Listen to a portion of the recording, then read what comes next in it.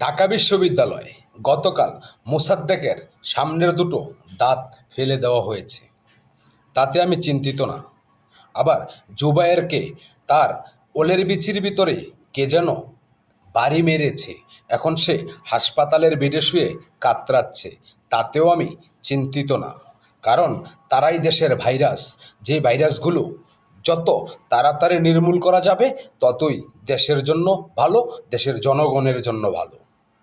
আমার এখন মনে পড়ছে তাদের কথা। জমিনটা থরথর করে কাঁপছে, আসমানটা কাঁপছে, তোমাদের চোখে কি পড়ে না? আমি বলছি, তারা এখন কোথায়? এখন কি আর আসমান জমিন কোনোটাই কাঁপে না? কাঁপে কি শুধু বড় সাহেবের ঘরের সেই 1 লক্ষ টাকার কেনা খাট?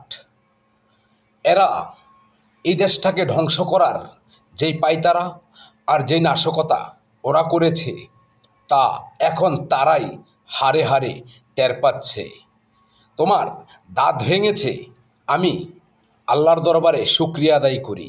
আর তোমার ওই যে বিচির ভিতরে ওলের গোড়ায় বাড়ি মেরেছে, তাতেও আমি আল্লাহর কাছে শুকরিয়া আদায় করি। কারণ তোমরাই সেই নেতা যারা একজন শিক্ষককে ঘাড় ধাক্কা দিয়ে ইউনিভার্সিটি থেকে বাইরে ফেলে দিয়েছ। তোমরাই সেই শিক্ষায় শিক্ষিত ছাত্র যারা স্বার্থের জন্য বাবা মাকেও অস্বীকার করতে পারো।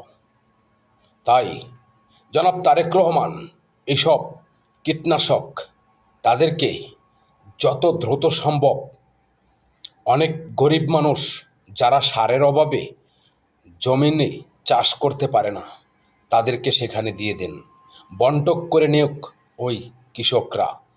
তাতে দেশেরও উপকার হবে, জাতির কল্যাণ হবে, আর জাতি এই বিষয় নিয়ে আপনাকে কিছু বলবে না।